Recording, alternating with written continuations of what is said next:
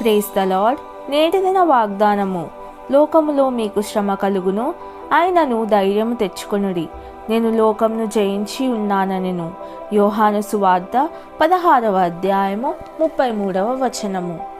భూత భవిష్యత్తులను గురించి అపోస్తులైన యోహాను దర్శనం ఇదే వాగ్దానంతో మొదలవుతుంది. అయితే అతని కథ విచారకరమైన వ్యాఖ్యానంతో ప్రారంభమవుతుంది. చరిత్ర ఎలా వెళ్తుందో అని పరలోకమందైనను భూలోకమందైనను సృష్టింపబడిన ఏ జీవి కూడా వివరించలేరని అతడు చూసినప్పుడు బహుగా ఏడ్చాడు. అప్పుడు యూదా గోత్రపు సింహంలో నుండి నిరీక్షణనిచ్చే స్వరం అతడు విన్నాడు. అయితే యోహాను చూసినప్పుడు జయం పొందుచున్న సింహానికి బదులు వధింపబడినట్లుండిన గొర్రెపిల్ల నిలిచియుండుట చూశాడు.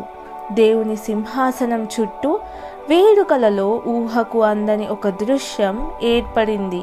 3 దర్శనాల స్వరాలతో విస్తరిస్తూ 24 పెద్దలు, అనేక దూతలు పరలోకమందును భూలోకమందును ఉన్న ప్రతి సృష్టి చేరారు. ఎవరు ఊహించగలరు? సిలువ వేయబడిన రక్షకుడు సమస్త సృష్టికి, మన దేవుని మహిమకు మిగతా కథలో నిరీక్షణగా ఉంటాడు. ప్రార్థన. సర్వశక్తిమంతుడైన దేవా, నీవు సకల శక్తికి, స్తుతులకు, ప్రేమకు అర్హుడవు.